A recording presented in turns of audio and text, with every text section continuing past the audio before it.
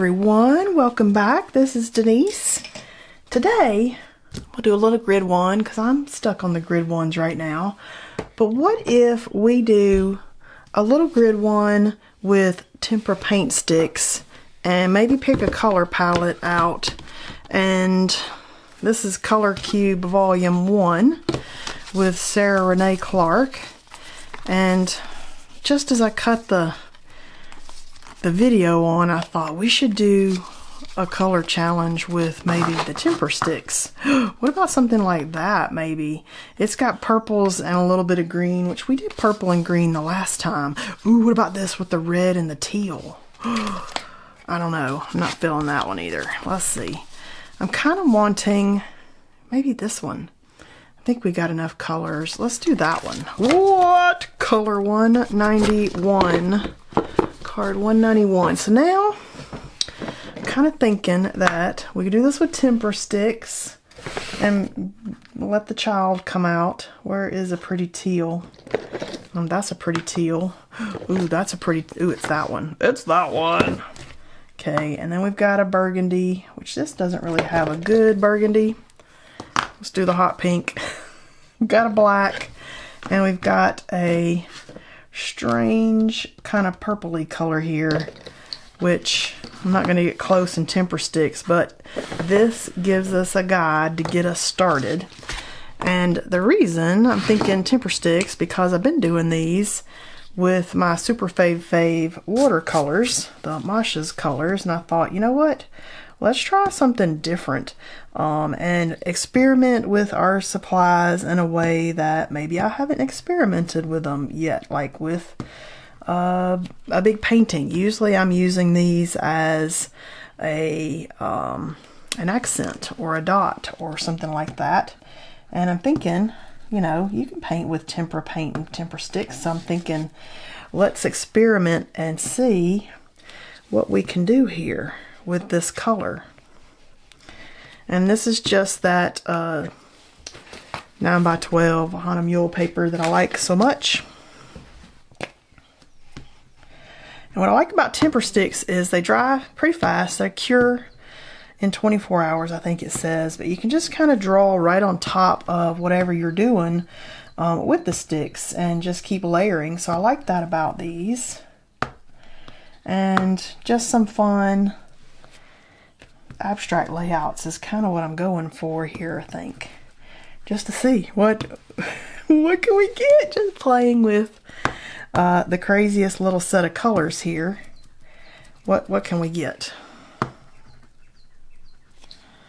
Okay, that's fun. All right, these are getting fun. Okay, that looks like red lipstick.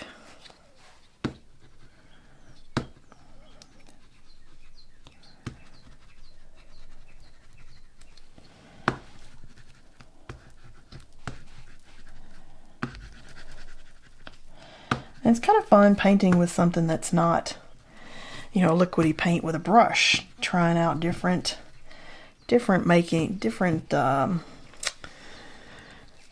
application pieces, just playing in a different way. So these grid pieces are super fun no matter how we do it.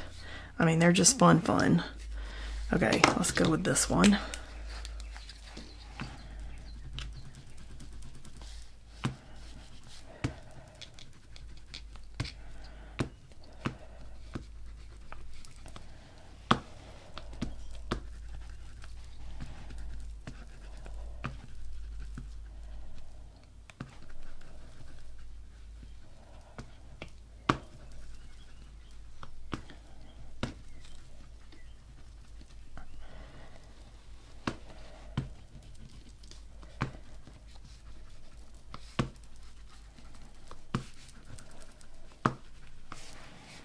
Okay, that was fun.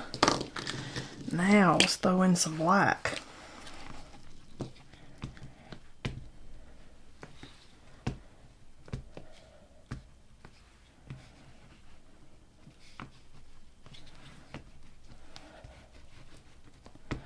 This is a good way to play with composition too and see, like, what would you like on a bigger piece? You know, where can you surprise yourself with the different ways that you lay color down?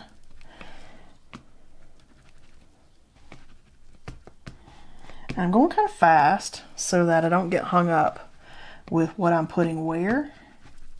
You know, so give that a try out. Move a little faster. Talk your way through your piece to keep your mind from being super occupied with what you're doing. Try out different compositions and different ideas and just things that you're kind of thinking of and you're like, oh, what if I did this? And if you have that thought, or if you're thinking, what if you did this, like talking to me, go to your art table and try out the idea that you just had and see how it would turn out. So those are kind of fun. Okay, we've got all 5 colors in. I'm kind of wondering if now I want to come back in with some art making with some other tools and stuff. I don't know, maybe with some graphite we could just come in and do just some mark making and just see how that'll scrub through the paint a little bit while it's not completely cured yet.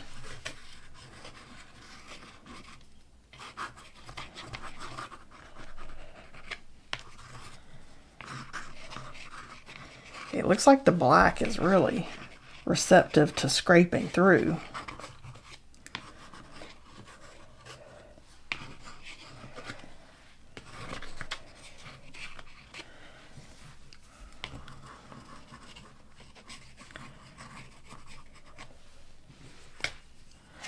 Okay, that was fun.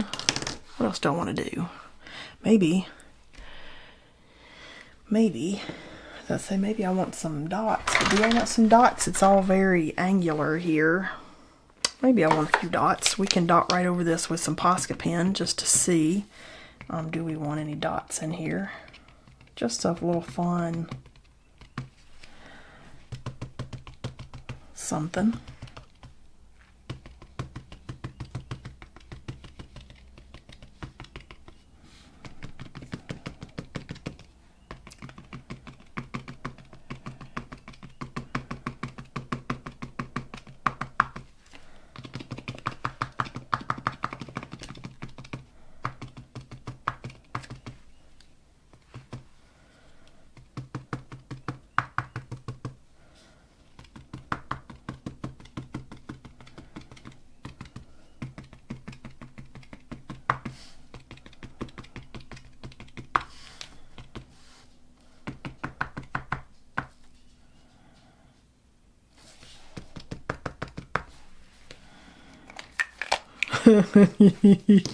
Yeah, that was kind of fun. Oh, look at that. Oh my gosh, this is hilarious. In a fun way, like, look where we went today kind of way. I'm just kind of looking at my different supplies and seeing, is there a color in the NeoColor II crayons that might mark over that, or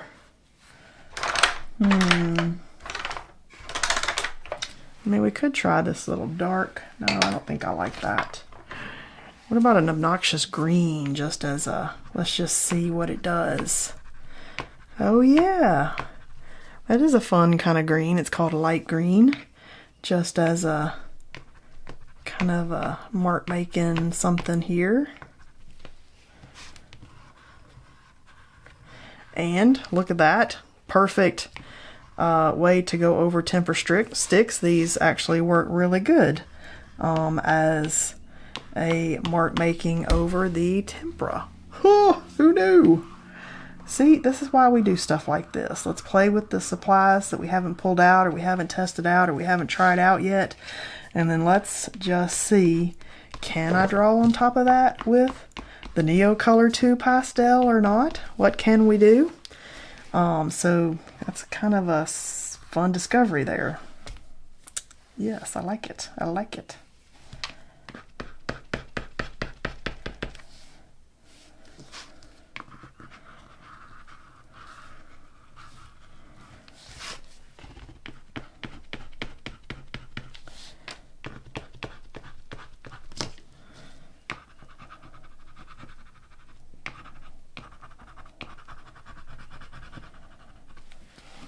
Oh, that's some fun stuff.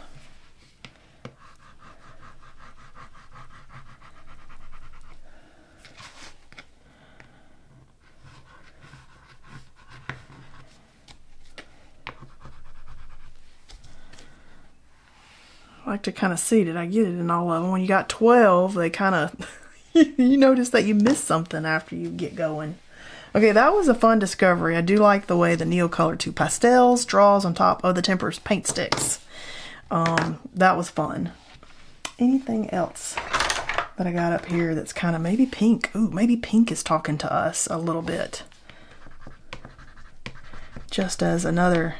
So even though I start with a color card, it's not where I always stick to 100%. I like to have the freedom to kind of start there and then pick a few colors and things out of the blue that maybe we're thinking, why did I do that after I do it? But it is kind of fun to just see like where that inspiration then drives you. That's kind of where I'm thinking like, what am I inspired to do? Even though I got myself out of that color anxiety rut of even getting started and picking colors, now where am I inspired to go from there after we lay some color down, and what might pop in contrast? Just like, what are you feeling?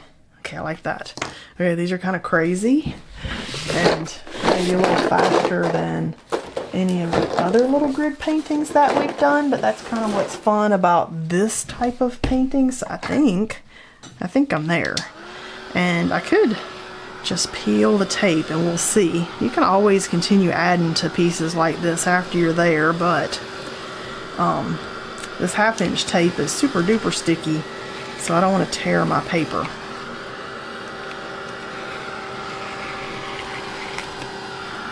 Let's just see where we got today. This was pretty fast. I mean, this was way faster than the ones I do with the watercolor and the mark making, for sure.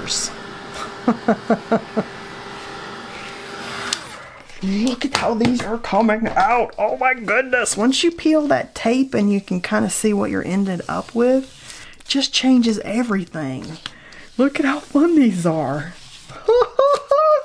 Now this was a little bit, you can even set yourself a timer on something like this and say, in 10 minutes, what can I create? And this would be the perfect kind of 10-minute thing. You're not working with paints that take time to dry, because some of the time in creating is dry time to get to the next layer. These you could just keep piling on top of each other as you go. But look how super fun these are. Oh my goodness. Okay, not exactly at all where I expected to go today. But man, these are super fun, and I really like them, and I think that we did an excellent job working with our color palette and sticking super close to that in a material that we can't even mix colors in. So I hope you had fun giving this a try out, and I hope you try one of these. Set yourself a 15-minute timer, a 10-minute timer, and just say, what can I create? And go as fast as you can and just see, like, what can you end up with? Because this is super fun. Okay, guys, I'll see you next time.